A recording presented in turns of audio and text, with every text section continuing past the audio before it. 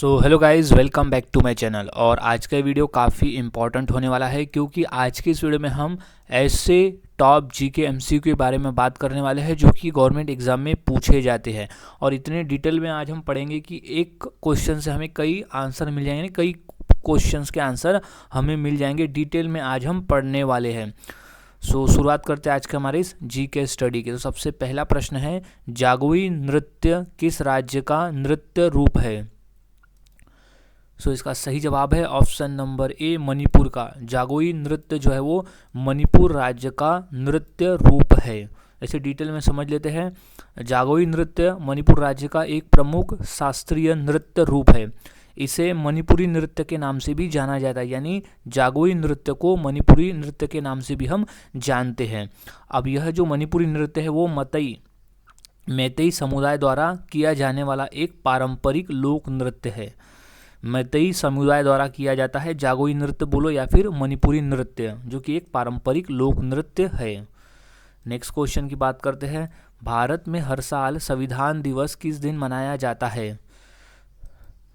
इसका सही जवाब है ऑप्शन नंबर सी, 26 नवंबर के दिन हम हर साल भारत में संविधान दिवस मनाते हैं। अब क्यों मनाते हैं इसे डिटेल में हम समझ लेते हैं।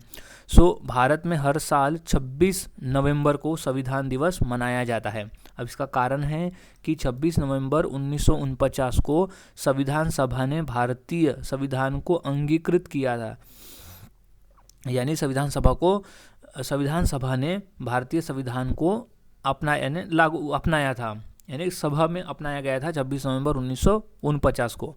अब जो संविधान को अंगीकृत की तारीख थी वो थी 26 नवंबर, इसीलिए 26 नवंबर को संविधान दिवस मनाया जाता है। अब संविधान को देश भर में लागू किया गया था 26 नवंबर 1950 को, इसीलिए 26 जनवरी को हम गणतंत्र दिवस के रूप में मनाते हैं। अब संविधान दिवस कब से मनाया जा रहा है, तो वो हम 2015 के बाद से 26 नवंबर को हम संविधान दिवस मनाते आ रहे हैं। नेक्स्ट क्वेश्चन, विश्व बैंक का मुख्यालय कहाँ स्थित है? इसका सही जवाब है option number B, Washington DC में स्थित है विश्व बैंक का मुख्यालय। और इसे डिटेल में समझ लेते हैं। विश्व बैंक का मुख्यालय वॉशिंगटन डीसी में है, जो कि संयुक्त राज्य अमेरिका में स्थित है। विश्व बैंक की जो स्थापना वर्ष थी वो थी जुलाई 1944 में हुई थी। विश्व बैंक की स्थापना हुई थी जुलाई 1944 में, ये डेट याद में रख लेना है। अब विश्व बैंक के जो वर्तमान देश के सदस्य वो 189 सदस्य देश है। विश्व बैंक में वर्तमान में 189 सदस्य है। नेक्स्ट क्वेश्चन, विश्व पर्यावरण दिवस कब मनाया जाता है? ये तो मोस्ट इंपॉर्टेंट क्वेश्चन है, कई बार ये क्वेश्चन पेपर में पूछा जा चुका है। इसका सही जवाब है ऑप्शन नंबर ए, 5 जून को। 5 जून के दिन हम हर साल विश्व पर्यावरण दिवस मनाते हैं। इसे डिटेल में समझ लेते हैं। 1972 में संयुक्त राष्ट्र महासभा ने 5 जून को विश्व पर्यावरण दिवस यानी वर्ल्ड एनवायरनमेंट डे के रूप में नामित किया है। केवल एक पृथ्वी के नारे के तहत पहला उत्सव जो है वो 5 जून 1973 में मनाया गया था। कब मनाया गया था पहला पर्यावरण दिवस? 5 जून 1973 में। अब पर्यावरण और पारिस्थितिकी के जनक के रूप में अलेक्जेंडर वॉन हम्बोल्ट को माना जाता है। क्वेश्चन ये भी पूछा गया था कि पर्यावरण और पारिस्थितिकी के जनक किसे माना जाता है? माना जाता है अलेक्जेंडर वॉन हम्बोल्ट को। नेक्स्ट क्वेश्चन है, किस ग्रह को शाम का तारा यानी इवनिंग स्टार कहा जाता है? इसका सही जवाब हो जाएगा ऑप्शन नंबर बी, शुक्र ग्रह को। शुक्र ग्रह को शाम का तारा यानी सांझ का तारा भी इसे कहा जाता है। अब क्यों कहा जाता है हम समझ लेते हैं डिटेल में। शाम का तारा यानी इवनिंग स्टार और संध्या का तारा शुक्र ग्रह को कहा जाता है। अब इसे शुक्र ग्रह को पृथ्वी का जुड़वा ग्रह भी कहा जाता है। अब इसे शाम का तारा और सांझ का तारा क्यों कहा जाता है? क्योंकि ये सबसे चमकीला ग्रह है, सौरमंडल का सबसे चमकीला ग्रह है शुक्र ग्रह। अब दूसरा पॉइंट, शुक्र ग्रह हमारे सौरमंडल का सबसे गर्म ग्रह है। शुक्र ग्रह जो है वो हमारे सौरमंडल का सबसे गर्म ग्रह है, क्योंकि इसमें कार्बन डाइऑक्साइड की मात्रा अधिक होती है। कार्बन डाइऑक्साइड की मात्रा अधिक होने की वजह से शुक्र जो है वो सबसे गर्म ग्रह है। नेक्स्ट क्वेश्चन, अमृतसर स्थित स्वर्ण मंदिर किसने बनाया?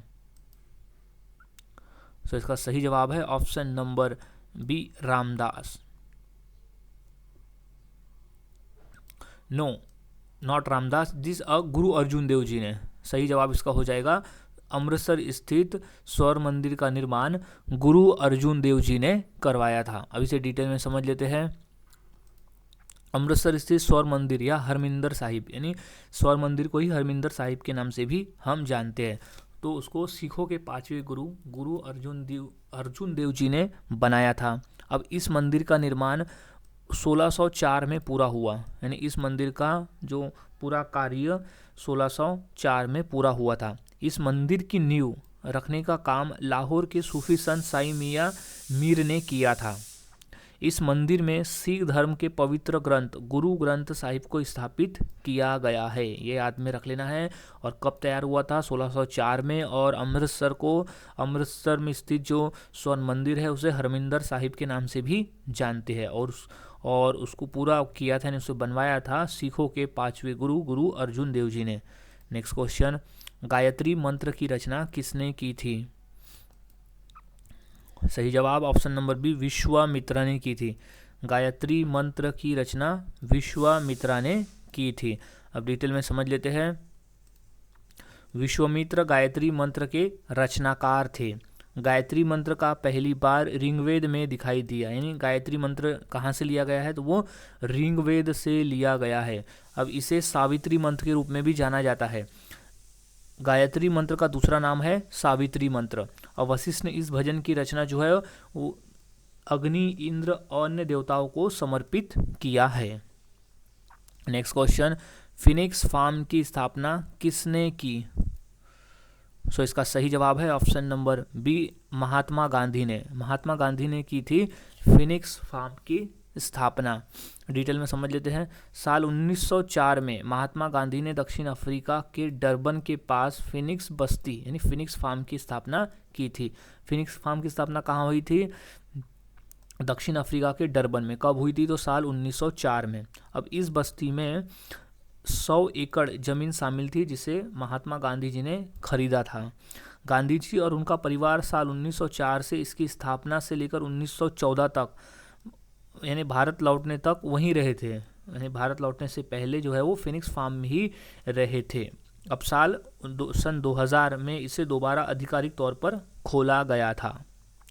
नेक्स्ट क्वेश्चन, गूगली शब्द किस खेल से संबंधित है?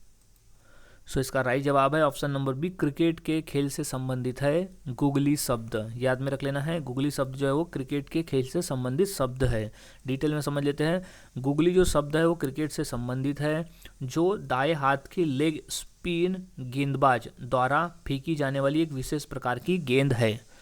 गूगली जिसे रॉन्ग अन और बोसी के नाम से भी जाना जाता है। गूगली गेंद है जो लेग स्पिन गेंदबाज की सामान्य डिलीवरी से विपरीत दिशा में घूमती है।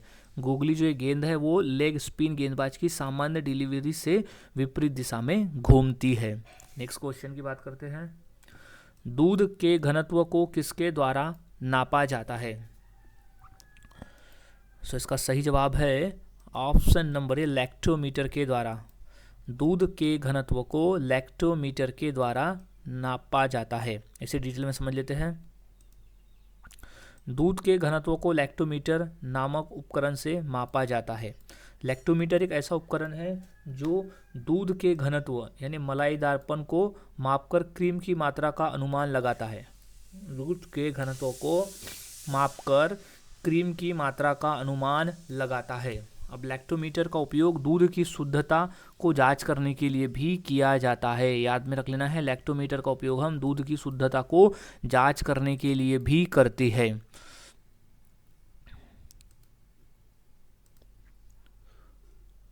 नेक्स्ट क्वेश्चन है, राष्ट्रीय विज्ञान दिवस कब मनाया जाता है? सो इसका सही जवाब हो जाएगा ऑप्शन नंबर सी, 28 फरवरी के दिन हम हर साल राष्ट्रीय विज्ञान दिवस मनाते हैं। अब क्यों मनाते हैं ये हम डिटेल में समझ लेते हैं। सो राष्ट्रीय विज्ञान दिवस वैज्ञानिक सर सीवी रमन की खोज रमन प्रभाव की याद में मनाया जाता है। हमारे देश के एक महान वैज्ञानिक थे सर सीवी रमन, उन्होंने खोज की थी रमन प्रभाव की, इसीलिए हम राष्ट्रीय विज्ञान दिवस मनाते हैं। रमन प्रभाव की खोज हुई थी 28 फरवरी 1928 को। रमन प्रभाव की खोज हुई थी सर सीवी रमन के द्वारा। अब इस खोज के लिए सर सीवी रमन को साल 1930 में भौतिकी के नोबेल पुरस्कार से सम्मानित भी किया गया था। ये याद में रख लेना है कि सर सीवी रमन को कब नोबेल पुरस्कार मिला था, तो वो 1930 में मिला था। और किस क्षेत्र में मिला था, तो भौतिकी के लिए, यानी विज्ञान के क्षेत्र में भौतिकी के लिए उन्हें नोबेल पुरस्कार दिया गया था। और उनकी खोज थी रमन प्रभाव। कब हुआ था, वो 28 फरवरी को, इसीलिए हम 28 फरवरी को विज्ञान दिवस मनाते हैं। अब इस दिन को मनाने की घोषणा भारत सरकार ने साल 1986 में की थी, यानी हर साल 28 फरवरी को विज्ञान दिवस मनाया जाएगा, ऐसी घोषणा भारत सरकार ने 1986 को की थी। नेक्स्ट क्वेश्चन, जैनियों के पहले तीर्थकर कौन थे? सही जवाब है option number D, Rishabhdev. Rishabhdev थे जैन धर्म के पहले तीर्थकर। मोस्ट इंपॉर्टेंट क्वेश्चन है ये, रिपीटेड क्वेश्चन पेपर में आया हुआ है। इसे समझ लेते हैं कि जैन धर्म के पहले तीर्थकर भगवान ऋषभदेव थे। उन्हें आदिनाथ के नाम से भी जाना जाता था, याद में रख लेना है। ऋषभदेव जैन धर्म के पहले तीर्थकर थे और जिनका नाम आदिनाथ भी था। अब ऋषभदेव की माताजी का नाम था मरुदेवी, मरुदेवी उनकी माताजी का नाम था। और भगवान ऋषभदेव भारत के चक्रवर्ती सम्राट भरत के पिता थे। ऋषभदेव भारत के चक्रवर्ती सम्राट भरत के पिता थे। भगवान ऋषभदेव को अष्टापद में, यानी अष्टापद से मोक्ष की प्राप्ति हुई थी, याद में रख लेना है। अष्टापद से उन्हें मोक्ष की प्राप्ति भी हुई थी। नेक्स्ट क्वेश्चन, गौतम बुद्ध ने अपना पहला उपदेश, प्रथम उपदेश कहाँ दिया था? क्वेश्चन मोस्ट इंपॉर्टेंट है, अच्छी तरह से इसे याद में रख लेना है। इसका सही जवाब हो जाएगा ऑप्शन नंबर सी, सारनाथ में। गौतम बुद्ध ने अपना पहला उपदेश दिया था सारनाथ में। मोस्ट इंपॉर्टेंट क्वेश्चन है, समझ लेते हैं। गौतम बुद्ध ने अपना पहला उपदेश उत्तर प्रदेश के बनारस शहर के पास सारनाथ गांव में दिया था। इस उपदेश को धर्म चक्र प्रवर्तक भी कहा जाता है। कई बार क्वेश्चन ये भी आया कि धर्म चक्र प्रवर्तक किसे कहा जाता है, तो गौतम बुद्ध के दिए हुए पहले उपदेश को धर्म चक्र प्रवर्तन कहा जाता है, जिसे उन्होंने सारनाथ गांव में दिया था। अब बुद्ध ने अपना पहला उपदेश जो है वो पाली भाषा में दिया था। ये भी क्वेश्चन पेपर में आया हुआ है कि गौतम बुद्ध ने अपना पहला उपदेश किस भाषा में दिया था, तो वो पाली भाषा में दिया था। उन्होंने अपने पहले 5 शिष्यों वप्पा, भादिया, महानामा, कौनल्य और अस्सागी को उपदेश दिया था। मोस्ट इंपॉर्टेंट क्वेश्चन है ये, अच्छी तरह से इसे याद में रख लेना है कि गौतम बुद्ध ने अपना पहला उपदेश सारनाथ में दिया था, जिसे धर्मचक्र प्रवर्तन कहा जाता है, और उन्होंने पाली भाषा में दिया था अपना पहला उपदेश अपने 5 शिष्यों को। नेक्स्ट क्वेश्चन, मेगास्थनीज ने भारतीय समाज को कितनी श्रेणियों में विभाजित किया? सही जवाब है ऑप्शन नंबर डी, 7। मेगास्थनीज ने भारतीय समाज को 7 श्रेणियों में विभाजित किया था। समझ लेते हैं। मेगास्थनीज की अपनी पुस्तक इंडिका, मेगास्थनीज ने इंडिका नामक पुस्तक लिखी थी, जिसमें भारतीय समाज को उसने 7 श्रेणियों में विभाजित किया था। अब वो श्रेणियाँ जो थी वो थी, वर्ग था ब्राह्मण, क्षत्रिय, वैश्य, शूद्र, कृषक, कारीगर और शिकारी। ये 7 समाज में उसने विभाजित किया था भारतीय समाज को। नेक्स्ट क्वेश्चन, गुप्त वंश के किस शासक ने सर्वप्रथम महाधिराज की उपाधि धारण की थी? इसका सही जवाब है ऑप्शन नंबर बी, चंद्रगुप्त ने। चंद्रगुप्त ने महाधिराज की उपाधि धारण की थी, याद में रख लेना है। डिटेल में समझ लेते हैं। गुप्त वंश के पहले शासक चंद्रगुप्त प्रथम ने सर्वप्रथम महाधिराज की उपाधि धारण की थी। अब गुप्त साम्राज्य के संस्थापक थे चंद्रगुप्त मौर्य, जो थे वो गुप्त साम्राज्य संस्थापक थे, और उन्होंने, यानी चंद्रगुप्त प्रथम जो थे वो गुप्त साम्राज्य के संस्थापक थे। उन्होंने उत्तरी और मध्य भारत में शासन किया था। अब चंद्रगुप्त प्रथम की उपाधि महाराजाधिराज, यानी राजाओं का महान राजा, से ये पता चलता है कि वे राजवंश के पहले अधिपति शासक थे। नेक्स्ट क्वेश्चन, नालंदा विश्वविद्यालय की स्थापना किस युग में हुई थी? सही जवाब है ऑप्शन नंबर सी, गुप्त वंश में हुई थी। नालंदा विश्वविद्यालय की स्थापना गुप्त वंश में की गई थी। डिटेल में समझ लेते हैं। नालंदा विश्वविद्यालय की स्थापना गुप्त साम्राज्य के सम्राट कुमारगुप्त प्रथम ने 5वीं शताब्दी में की थी। कब की थी? नालंदा विश्वविद्यालय की स्थापना गुप्त साम्राज्य के सम्राट कुमारगुप्त प्रथम ने 5वीं शताब्दी में की थी। यह बिहार के नालंदा जिले में स्थित है। जो नालंदा विश्वविद्यालय है वो बिहार के नालंदा जिले में स्थित है और यह प्राचीन भारत का एक प्रसिद्ध और प्रतिष्ठित शिक्षा केंद्र है, याद में रख लेना है। नेक्स्ट क्वेश्चन, गुप्त राजा जिसने विक्रमादित्य की पदवी ग्रहण की थी, सो वो थे चंद्रगुप्त द्वितीय। राइट जवाब इसका हो जाएगा गुप्त राजा जिसने विक्रमादित्य की पदवी ग्रहण की थी वो थे चंद्रगुप्त द्वितीय। डिटेल में समझ लेते हैं। गुप्त शासक चंद्रगुप्त द्वितीय, जिसे विक्रमादित्य के नाम से भी जाना जाता है, गुप्त साम्राज्य के महान शासकों में से एक थे जिन्होंने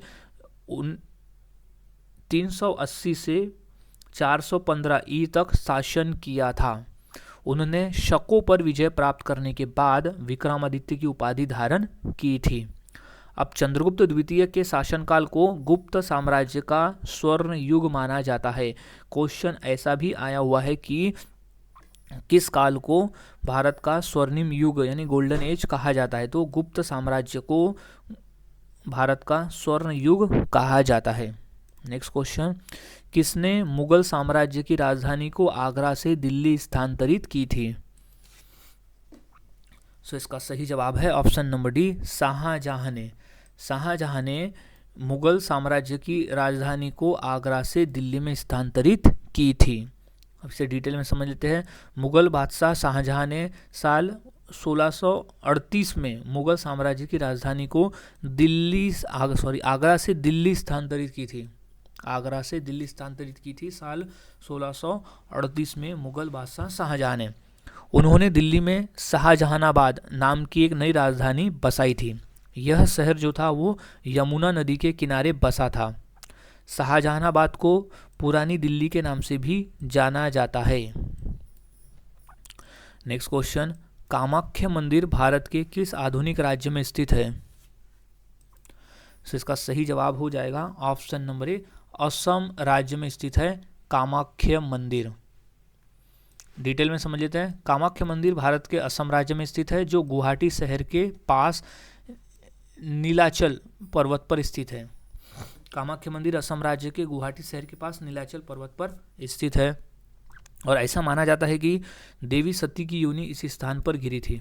देवी सती की योनि जो है वो इस स्थान पर गिरी थी। कामाख्या मंदिर तांत्रिक प्रथाओं के सबसे पुराने और सबसे प्रतिष्ठित केंद्रों में से एक है। जो तांत्रिक प्रथाएं है उसमें से सबसे पुराने और सबसे प्रतिष्ठित केंद्रों में से एक है कामाख्या मंदिर। नेक्स्ट क्वेश्चन की बात करते हैं। भारतीय अंतरिक्ष कार्यक्रम का जनक किसे माना जाता है? इसका सही जवाब हो जाएगा option number C, doctor Vikram Sarabhai को भारतीय अंतरिक्ष कार्यक्रम का जनक माना जाता है। ये मोस्ट इम्पॉर्टेंट क्वेश्चन है और ये क्वेश्चन बार बार पेपर में रिपीट हुआ है कि अंतरिक्ष कार्यक्रम का जनक किसे माना जाता है, तो डॉक्टर विक्रम साराभाई को माना जाता है। डिटेल में समझ लेते हैं। भारतीय अंतरिक्ष कार्यक्रम का जनक डॉक्टर विक्रम अम्बालाल साराभाई को माना जाता है। सन 1969 में उन्होंने भारतीय अंतरिक्ष अनुसंधान संगठन की स्थापना की। भारतीय अंतरिक्ष अनुसंधान संगठन की स्थापना की थी सन 1969 में। वे राष्ट्रीय समिति इस्कोबार के पहले अध्यक्ष थे। उन्होंने भौतिक यानी डॉक्टर विक्रम साराभाई ने भौतिक अनुसंधान प्रयोगशाला की स्थापना भी की थी। अब ये जो यहाँ बात हुई कि अंतरिक्ष भारतीय अंतरिक्ष अनुसंधान संगठन नहीं होता है इसरो, उसकी स्थापना हुई थी सन 1969 में। नेक्स्ट क्वेश्चन की बात करते हैं। भारत के किस शहर में इसरो का मुख्यालय स्थित है? सो इसका सही जवाब है ऑप्शन नंबर सी, बेंगलुरु में स्थित है। भारत का इसरो का मुख्यालय यानी अंतरिक्ष संगठन का मुख्यालय। सो डिटेल में समझ लेते हैं कि भारतीय अंतरिक्ष अनुसंधान संगठन इसरो का मुख्यालय जो है वो बेंगलुरु में स्थित है, जो अंतरिक्ष भवन में है। इसरो की स्थापना यानी इंडियन स्पेस रिसर्च ऑर्गेनाइजेशन की स्थापना 15 अगस्त 1969 को हुई थी। ये डेट याद में रख लेना है कि इसरो की स्थापना कब की गई थी, तो 15 अगस्त 1969 को हुई थी। इसरो की स्थापना से पहले इसका नाम इनकोस्पार था। इनकोस्पार था कब? इसरो नाम देने से पहले। मुख्यालय का पता है अंतरिक्ष भवन, न्यू बेल रोड, बेंगलोर 560231। याद में रख लेना है, सभी पॉइंट्स याद रख लेना है क्योंकि सभी पॉइंट से क्वेश्चन आए हुए हैं। नेक्स्ट क्वेश्चन है, मानव शरीर में विटामिन कहाँ संचित होता है? सो इसका सही जवाब हो जाएगा ऑप्शन नंबर बी, यकृत में। मानव शरीर में विटामिन यकृत में संचित होता है। सो इसे समझ लेते हैं कि मानव शरीर में कुछ जो विटामिन है वो यकृत यानी लीवर में संचित होते हैं, जबकि कुछ अन्य वसा में या अन्य ऊतकों में जमा होते हैं। वसा में घुलनशील विटामिन देख लेते हैं कहाँ जमा होते हैं। विटामिन ए जो है वो यकृत में संचित होते हैं, विटामिन डी यकृत और वसा के ऊतक में, विटामिन ई वसा ऊतक में और विटामिन के यकृत में। सो ये सभी पॉइंट्स याद में रख लेना है क्योंकि पॉइंट से ही आपके कई आंसर मिल जाते हैं। नेक्स्ट क्वेश्चन है, भारत रत्न सर्वप्रथम किस खिलाड़ी को प्रदान किया गया? सही जवाब है option number D, Sachin Tendulkar को। भारत रत्न सर्वप्रथम सचिन तेंदुलकर को प्रदान किया गया। इसे पॉइंट में समझ लेते हैं कि भारत रत्न पाने वाले पहले खिलाड़ी सचिन तेंदुलकर है। उन्हें यह पुरस्कार यानी भारत रत्न साल 2014 में मिला था। सचिन तेंदुलकर को गॉड ऑफ क्रिकेट के नाम से भी जाना जाता है। याद रख लेना है, गॉड ऑफ क्रिकेट के नाम से भी सचिन तेंदुलकर को हम जानते हैं। भारत रत्न जो है वो भारत का सर्वोच्च नागरिक सम्मान पुरस्कार है। याद में रख लेना ये कि भारत का सर्वोच्च नागरिक सम्मान पुरस्कार कौन सा है, सो वो है भारत रत्न। नेक्स्ट क्वेश्चन, अंतरिक्ष में जाने वाली पहली भारतीय महिला कौन थी? सो इसका सही जवाब है option number B, Kalpana Chawla. Kalpana Chawla थी अंतरिक्ष में जाने वाली पहली भारतीय महिला। सो इसे डिटेल में समझ लेते हैं कि कल्पना चावला अंतरिक्ष में जाने वाली पहली भारतीय महिला थी। वह भारतीय अमेरिकी अंतरिक्ष यात्री थी। क्या थी वो? भारतीय अमेरिकी अंतरिक्ष यात्री। साल 1997 में कल्पना ने अंतरिक्ष शटल कोलंबिया से उड़ान भरी थी। कहाँ से? शटल कोलंबिया से उड़ान भरी थी 1997 में। साल 2003 में अंतरिक्ष यान कोलंबिया पृथ्वी के वायुमंडल में दोबारा प्रवेश करते समय टूट गया था और इस दुर्घटना में कल्पना चावला समेत 7 चालक दल मारे गए थे, जिसमें कल्पना चावला भी शामिल थी। यानी कल्पना चावला के समय जो 7 चालक दल थे वो भी मारे गए थे। सो याद में रख लेना है कि 2003 में दुर्घटना हुई थी जिसमें कल्पना चावला की मृत्यु हुई थी। नेक्स्ट क्वेश्चन है, कलिंग का युद्ध किस वर्ष लड़ा गया था? सो इसका सही जवाब है ऑप्शन नंबर डी, सन ईसा पूर्व 261 में कलिंग का युद्ध लड़ा गया था। डिटेल में समझ लेते हैं कि कलिंग का युद्ध जो है वो 261 ईसा पूर्व में लड़ा गया था। युद्ध मौर्य सम्राट अशोक और कलिंग राज्य के बीच में था। कब था? सम्राट अशोक और कलिंग राज्य के बीच में हुआ था कलिंग का युद्ध। अब इस युद्ध के बाद अशोक ने बौद्ध धर्म को अपना लिया था। कौन से? बौद्ध धर्म को अपनाया और शांति और अहिंसा का संदेश फैलाया था। मोस्ट इम्पॉर्टेंट है ये कि कई बार क्वेश्चन भी पूछा गया है कि सम्राट अशोक ने किस युद्ध के बाद बौद्ध धर्म को अपनाया था? तो कलिंग के युद्ध के बाद उसने बौद्ध धर्म को अपनाया था। नेक्स्ट क्वेश्चन है, भारत के पहले साहित्य के नोबेल पुरस्कार विजेता कौन थे? सही जवाब है option number B, Rabindranath Tagore थे भारत के पहले साहित्य के नोबेल पुरस्कार विजेता। डिटेल में समझ लेते हैं कि भारत के पहले साहित्य के नोबेल पुरस्कार विजेता रविन्द्रनाथ टैगोर थे। कौन थे? रविन्द्रनाथ टैगोर। अब रविन्द्रनाथ टैगोर को 1913 में उनकी कृति गीतांजलि के लिए यह पुरस्कार दिया गया था साहित्य के क्षेत्र में। याद में रख लेना है कि रविन्द्रनाथ टैगोर को 1913 में साहित्य के क्षेत्र में उनकी कृति गीतांजलि के लिए नोबेल पुरस्कार दिया गया था और वो नोबेल पुरस्कार से सम्मानित होने वाले पहले भारतीय नागरिक थे। और वो पहले एशियाई भी थे, याद में रख लेना है, पहले भारतीय नागरिक थे और पहले एशियाई थे जिन्हें नोबेल पुरस्कार मिला था। नेक्स्ट क्वेश्चन, निम्नलिखित में से किसे सागरमाथा के नाम से भी जाना जाता है? सही जवाब option number D, mount Everest को हम सागरमाथा के नाम से भी जानते हैं। डिटेल समझ लेते हैं। माउंट एवरेस्ट को नेपाल में, क्योंकि माउंट एवरेस्ट जो है वो नेपाल देश में स्थित है और वहाँ उसे सागरमाथा के नाम से जाना जाता है। अब सागरमाथा यानी होता है आकाश का माथा, सागरमाथा यानी होता है कि आकाश का माथा। तिब्बती भाषा में माउंट एवरेस्ट को चोमोलुंगमा के नाम से भी जाना जाता है, चोमोलुंगमा के नाम से जाना जाता है तिब्बत में, जिसका मतलब होता है विश्व की देवी माँ। चोमोलुंगमा का मतलब होता है विश्व की देवी माँ तिब्बती भाषा में। नेक्स्ट क्वेश्चन, एशियाई विकास बैंक ADB की स्थापना कब की गई थी? सही जवाब ऑप्शन नंबर सी, 19 दिसंबर 1966 को, 19 दिसंबर 1966 को हुई थी ADB की स्थापना। डिटेल में समझ लेते हैं कि एशियाई विकास बैंक यानी ADB 19 दिसंबर 1966 को स्थापित हुई थी। इसका जो मुख्यालय वो है मनीला में, जो कि फिलीपींस देश में स्थित है। सो मनीला में इसका मुख्यालय है। अब बैंक जो है वो सामाजिक और आर्थिक विकास को बढ़ावा देने के लिए दुनिया भर में 31 क्षेत्रीय कार्यालय भी रखता है। याद में रख लेना है कि 31 क्षेत्रीय कार्यालय भी रखता है। नेक्स्ट क्वेश्चन, राष्ट्रीय युवा दिवस किस दिन मनाया जाता है? तो इसका सही जवाब हो जाएगा ऑप्शन नंबर सी, 12 जनवरी को। 12 जनवरी को हम हर साल राष्ट्रीय युवा दिवस मनाते हैं। ये क्वेश्चन मोस्ट इम्पॉर्टेंट है, इसे अच्छी तरह से याद में रख लेना है। तो अब इसे डिटेल में समझ लेते हैं कि राष्ट्रीय युवा दिवस प्रत्येक वर्ष 12 जनवरी को महान आध्यात्मिक नेता, दार्शनिक और विचारक स्वामी विवेकानंद की स्मृति में मनाया जाता है, उनकी याद में मनाया जाता है 12 जनवरी को राष्ट्रीय युवा दिवस। अब भारत सरकार ने साल 1984 में राष्ट्रीय युवा दिवस के रूप में घोषित किया था, यानी उसके बाद से फिर 12 जनवरी से राष्ट्रीय युवा दिवस मनाया जाने लगा।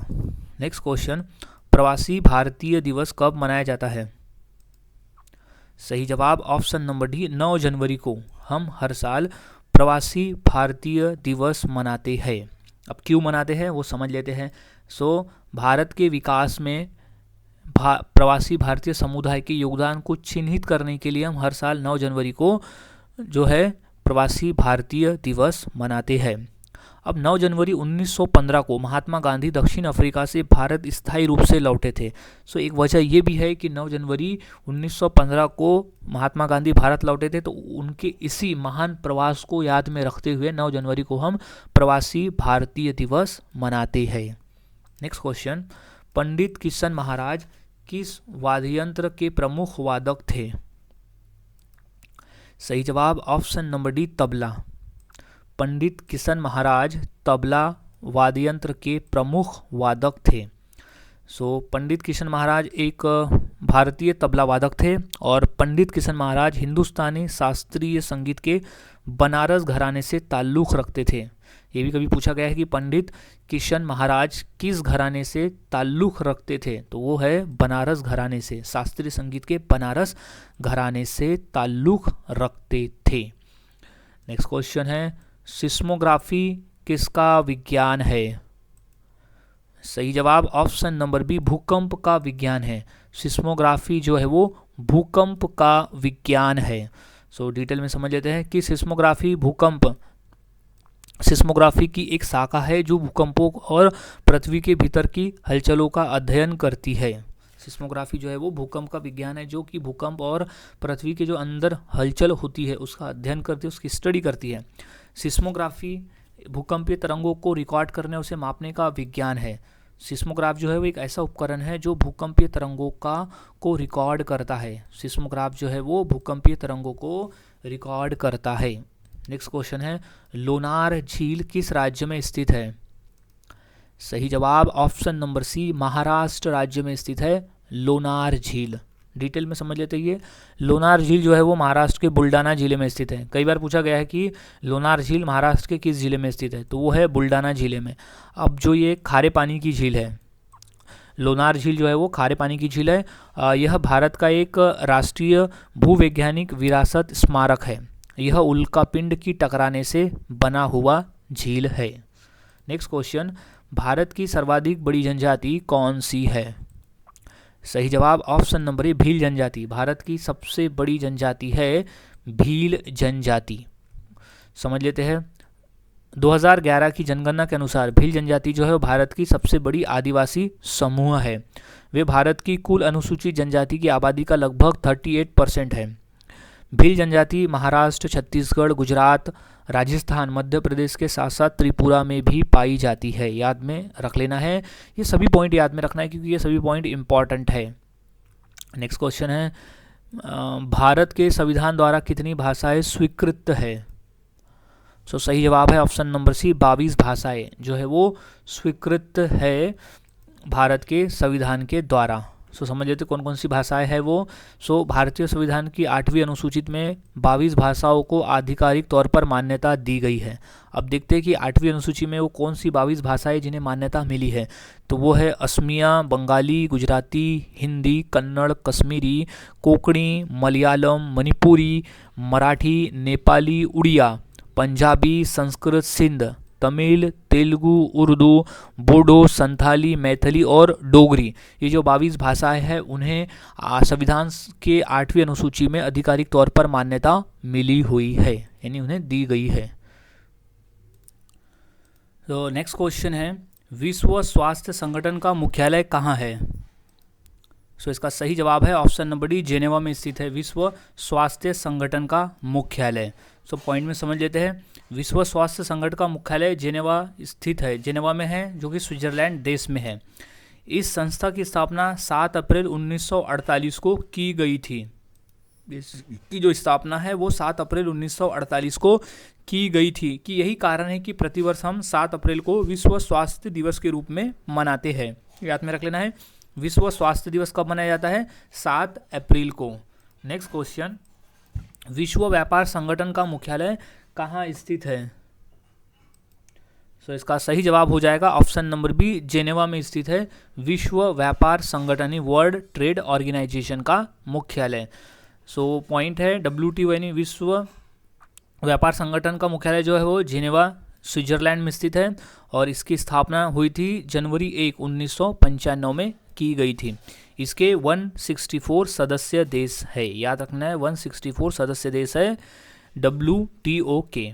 नेक्स्ट क्वेश्चन है, स्वामी दयानंद सरस्वती ने किस समाज की स्थापना की थी? सही जवाब है option number B Arya Samaj की स्थापना की थी। स्वामी दयानंद सरस्वती ने आर्य समाज की स्थापना की थी। नेक्स्ट क्वेश्चन है, इसे डिटेल में समझ लेते हैं कि स्वामी दयानंद सरस्वती ने आर्य समाज की स्थापना की थी। अब इसकी स्थापना हुई थी अप्रैल 1875 बम्बई में की गई थी अप्रैल के महीने में 1875 को। अब यह जो था एक हिंदू सुधार आंदोलन था और आर्य समाज का मुख्यालय स्थित है नई दिल्ली में। याद रखना है आर्य समाज का मुख्यालय नई दिल्ली में स्थित है। नेक्स्ट क्वेश्चन है, भारत सेवक समाज की स्थापना किसने की थी? सही जवाब option number B Gopal Krishna Gokhale द्वारा की गई थी भारत सेवक समाज की स्थापना। मोस्ट इंपॉर्टेंट क्वेश्चन है, इसे अच्छी तरह से याद में रख लेना है कि भारत सेवक समाज की स्थापना की थी गोपाल कृष्ण गोखले ने। सो पॉइंट से समझ लेते हैं। भारत सेवक समाज की स्थापना गोपाल कृष्ण गोखले ने पुणे महाराष्ट्र में की थी 12 जून 1905 को। 1905 में 12 जून को भारत सेवक समाज की स्थापना की गई थी गोपाल कृष्ण गोखले के द्वारा। अब 1964 में दिल्ली में इसकी प्रथम शाखा खुली थी। सो मोस्ट इंपॉर्टेंट क्वेश्चन है, अच्छी तरह से इसे याद में रख लेना है। सो नेक्स्ट क्वेश्चन है, राष्ट्रीय खेल दिवस किस दिन मनाया जाता है?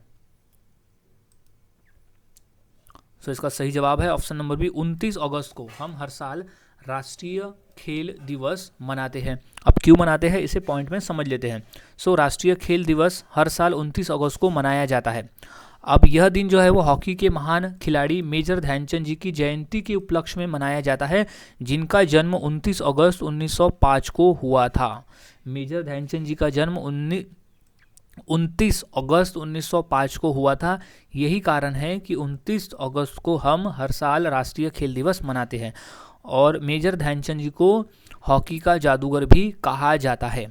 अब राष्ट्रीय खेल दिवस 2012 में पहली बार भारत में उत्सव के दिनों के रूप में शामिल किया गया था। नेक्स्ट क्वेश्चन, हिंदी किस लिपि में लिखी जाती है? सही जवाब है ऑप्शन नंबर सी, देवनागरी लिपि में लिखी जाती है हिंदी भाषा जो है वो देवनागरी लिपि में लिखी जाती है। इसे पॉइंट समझ लेते हैं कि हिंदी भाषा को देवनागरी लिपि में लिखा जाता है, जिसे नागरी लिपि के नाम से भी जाना जाता है। अब यह लिपि प्राचीन ब्राह्मी लिपि से विकसित हुई है। याद रख लेना है कि जो देवनागरी लिपि है वो प्राचीन लिपि ब्राह्मी लिपि से विकसित हुई है। इसमें 11 स्वर और 33 व्यंजन होते हैं। इसमें 11 स्वर और 33 व्यंजन होते हैं। अब भारतीय संविधान के अनुच्छेद 343 पार्ट 1 के अनुसार देवनागरी लिपि में हिंदी को संघ की राजभाषा घोषित किया गया है। संघ की राजभाषा घोषित किया गया है भारतीय संविधान के अनुच्छेद 343(1) के अनुसार। अब देवनागरी लिपि का उपयोग केवल हिंदी के लिए नहीं बल्कि संस्कृत, मराठी, नेपाली, कोंकणी, सिंधी, कश्मीरी, भोजपुरी, मैथिली आदि भाषाओं को लिखने के लिए भी किया जाता है। संस्कृत, मराठी, नेपाली, कोंकणी, सिंधी, कश्मीरी, भोजपुरी, मैथिली भाषा को लिखने के लिए भी देवनागरी लिपि का उपयोग किया जाता है। नेक्स्ट क्वेश्चन की बात करते हैं, प्रतिवर्ष किसकी स्मृति में 13 फरवरी को महिला दिवस मनाया जाता है, यानी किसकी याद में? सो इसका राइट जवाब हो जाएगा option number C, Sarojini Naidu ji की याद में हम हर साल 13 फरवरी को महिला दिवस मनाते हैं। अब क्यों मनाते हैं? सो इसे हम पॉइंट से समझ लेते हैं कि महिला दिवस जो है वो स्वतंत्रता सेनानी और भारत की पहली महिला राज्यपाल, ये पॉइंट याद में रखना है कि सरोजिनी नायडू जो थी वो पहली महिला राज्यपाल थी जो कि मध्य प्रदेश राज्य से थी। उनकी जयंती के उपलक्ष्य में हम 13 फरवरी को महिला दिवस मनाते हैं। अब सरोजिनी नायडू का जन्म जो है वो 13 फरवरी 1879 को हैदराबाद में हुआ था। सो 13 फरवरी को उनका जन्मदिन आता है, इसीलिए हम 13 फरवरी को राष्ट्रीय महिला दिवस मनाते हैं। अगर वही हम बात करें अंतर्राष्ट्रीय महिला दिवस तो हम मनाते हैं 8 मार्च को।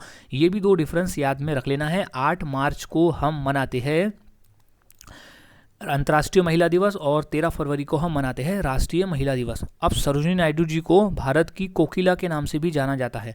सरोजिनी नायडू जी को भारत की कोकिला के नाम से भी जाना जाता है, याद में रख लेना है पॉइंट को। नेक्स्ट क्वेश्चन की बात करते हैं, विटामिन की खोज किस वैज्ञानिक ने की थी? सो इसका सही जवाब है option number B, Casimir Funk ने। कासिमिर फंक नामक वैज्ञानिक ने विटामिन की खोज की थी। मोस्ट इंपॉर्टेंट क्वेश्चन है कि विटामिन की खोज किसने की थी? तो कासिमिर फंक नामक वैज्ञानिक ने। अब नेक्स्ट क्वेश्चन की बात करते हैं, विटामिन की खोज जो है वो पॉलीजीव रसायन ज्ञानी कासिमिर फंक ने साल 1912 में की थी। अब साल 1912 में भोजन के विशेष पोषक तत्वों को विटामिन का नाम दिया था। अब कासिमिर फंक को विटामिन थेरेपी का जनक भी माना जाता है, याद रख लेना है, कासिमिर फंक को विटामिन थेरेपी का जनक भी माना जाता है। नेक्स्ट क्वेश्चन, दिल्ली के प्रसिद्ध लौह स्तंभ का निर्माण किस वंश के शासक ने करवाया था? सही जवाब ऑप्शन नंबर ए, गुप्त वंश के शासक ने करवाया था लौह स्तंभ का निर्माण। अभी से पॉइंट में समझ लेते हैं कि दिल्ली के लौह स्तंभ का निर्माण चंद्रगुप्त द्वितीय ने करवाया था। यह स्तंभ कुतुब मीनार परिसर में स्थित है। यह जो स्तंभ है वो कुतुब मीनार परिसर में स्थित है। चंद्रगुप्त द्वितीय ने के शासनकाल में करवाया था। चंद्रगुप्त द्वितीय के शासनकाल में हुआ था लौह स्तंभ का निर्माण। अब ये जो लौह स्तंभ है वो 7.21 मीटर जो है वो ऊंचा है, यानी लगभग 23 फीट 8 इंच ऊंचा है और 41 यानी 41 सेंटीमीटर व्यास वाला है। स्तंभ पर संस्कृत में शिलालेख है। स्तंभ पर संस्कृत में शिलालेख है जो चंद्रगुप्त द्वितीय की उपलब्धियों को दर्शाता है। नेक्स्ट क्वेश्चन, निम्नलिखित में से कौन सा वेद सबसे पुराना है? सो सही जवाब है option number C, Rigveda. Rigveda जो है वो सबसे पुराना है ऋग्वेद। पॉइंट में समझ लेते हैं, 4 वेद है, ऋग्वेद, सामवेद, यजुर्वेद और अथर्ववेद। इसमें से ऋग्वेद सबसे पुराना है। याद रख ले, ऋग्वेद जो है सबसे पुराना है। ऋग्वेद, सामवेद, यजुर्वेद और अर्थवेद जो है वो हमारे 4 वेद हैं। और ऋग्वेद की रचना लगभग 3500 वर्ष पूर्व हुई थी। ऋग्वेद में मंत्रों की संख्या 10,580 है, मंडल की संख्या 10 है और सूक्त की संख्या है 1028। नेक्स्ट क्वेश्चन, जैन धर्म के संस्थापक कौन है? सो इसका सही जवाब हो जाएगा ऑप्शन नंबर डी, ऋषभदेव है जैन धर्म के संस्थापक। इसे पॉइंट में समझ लेते हैं। जैन धर्म के संस्थापक ऋषभदेव या आदिनाथ थे। ऋषभदेव यानी आदिनाथ जो है, ऋषभदेव का ही दूसरा नाम आदिनाथ था। अब ऋषभदेव जो थे वो जैन धर्म के पहले तीर्थकर थे। ऋषभदेव जो थे वो जैन धर्म के पहले तीर्थकर थे। ऋषभदेव भारत के चक्रवर्ती सम्राट भरत के पिता थे। भारत चक्र में जो चक्रवर्ती सम्राट अशोक थे उनके पिता थे ऋषभदेव। अब जैन धर्म भारत श्रमण परंपरा से निकला प्राचीन धर्म और दर्शन है। नेक्स्ट क्वेश्चन की बात करते हैं। एशिया महाद्वीप की सबसे लंबी नदी कौन सी है? सो इसका सही जवाब है ऑप्शन नंबर ए, यांगत्सी नदी। यांगत्सी नदी एशिया महाद्वीप की सबसे लंबी नदी है। अब इसे पॉइंट से हम समझ लेते हैं। सो यांगत्सी नदी एशिया की सबसे लंबी नदी है। यह दुनिया की तीसरी सबसे लंबी नदी है। यांगत्सी नदी जो है वो एशिया की सबसे लंबी नदी है और विश्व की बात करें तो वो तीसरे नंबर की सबसे लंबी नदी है। यांगत्सी नदी चीन में बहती है। यांगत्सी नदी की जो लंबाई है वो करीब 6300 किलोमीटर है। अब यांगत्सी नदी जो है वो तिब्बत के पठार में स्थित तंगुला पहाड़ से निकलती है और यह जो संघाई के चीन के पूर्व सागर में मिलती है। यानी तंगुला पहाड़ से निकलते हुए संघाई में चीन के पूर्व सागर में मिलती है। नेक्स्ट क्वेश्चन की बात करते हैं। सोगात्सु किस देश का नववर्ष त्यौहार है?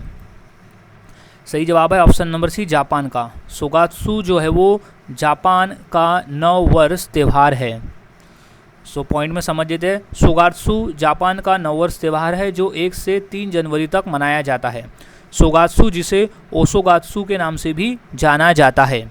अब नए साल की पूर्व संध्या पर मंदिर की घंटियां 108 बार बजती है जो बौद्ध विश्वास में 108 मानवीय पापों का प्रतीक है। सो याद में रख लेना, 108 बार बजती है जो कि बौद्ध में 108 मानवीय पापों का प्रतीक है। नेक्स्ट क्वेश्चन की बात करते हैं। गुरुद्वारा पंजा साहिब किस देश में स्थित है? सो इसका सही जवाब है ऑप्शन नंबर बी, पाकिस्तान में स्थित है गुरुद्वारा पंजा साहिब। पॉइंट से समझ लेते हैं। गुरुद्वारा पंजा साहिब पाकिस्तान के हसन अब्दाल में स्थित है। कहाँ स्थित है? हसन अब्दाल में। अब यह गुरुद्वारा सिख धर्म के लिए एक महत्वपूर्ण स्थान है जहाँ गुरु नानक के हाथ की छाप होने का विश्वास है। गुरु नानक देव जी के हाथ की छाप होने का विश्वास है। यह गुरुद्वारा सिख धर्म के संस्थापक गुरु नानक जी से जुड़ा हुआ है। याद में रख लेना इसे। नेक्स्ट क्वेश्चन, अली अकबर खान का संबंध किस वाद्ययंत्र से था? सही जवाब है ऑप्शन नंबर डी, सरोद वाद्ययंत्र से था। अली अकबर खान का संबंध जो है वो सरोद वाद्ययंत्र से था। सो पॉइंट में समझ लेते हैं। उस्ताद अली अकबर खान का संबंध सरोद वाद्ययंत्र से था। वो एक प्रसिद्ध सरोद वादक थे। अली अकबर खान सरोद वाद्ययंत्र से उनका संबंध था और वो एक सरोद वादक थे। उस्ताद अली अकबर खान मैहर घराने के एक भारतीय हिंदुस्तानी शास्त्रीय संगीतकार थे। वो मैहर घराने से थे। अब उन्होंने Ali Akbar college of music की स्थापना की थी जहां उन्होंने पश्चिम छात्रों को उत्तर भारतीय संगीत सिखाया था। अब उनका निधन 19 जून 2009 को सैन फ्रांसिस्को के संयुक्त राज्य अमेरिका में हुआ था। सो गाइज, आज की इस वीडियो में हमने ऐसे इंपॉर्टेंट क्वेश्चन देखे जो काफ़ी इंपॉर्टेंट है आने वाले एग्जाम के लिए। तो सभी क्वेश्चन इंपॉर्टेंट है यहाँ, सभी क्वेश्चंस के आंसर आपको अच्छी तरह से याद में रख लेना है। सो मिलता हूँ ऐसे ही और नए जीके क्वेश्चंस के साथ अगली वीडियो में। सो हमने अलग तरीके से आज पढ़ा, एक क्वेश्चंस को हमने डिटेल में पढ़ा ताकि और भी क्वेश्चंस के आंसर हमें मिल जाए। सो मिलता हूँ ऐसे ही और नए जीके क्वेश्चंस के साथ अगली वीडियो में। तब तक के लिए चैनल के साथ बने रहे, वीडियोस को देखते रहे और इसी तरह से जीके की प्रैक्टिस करते रहे।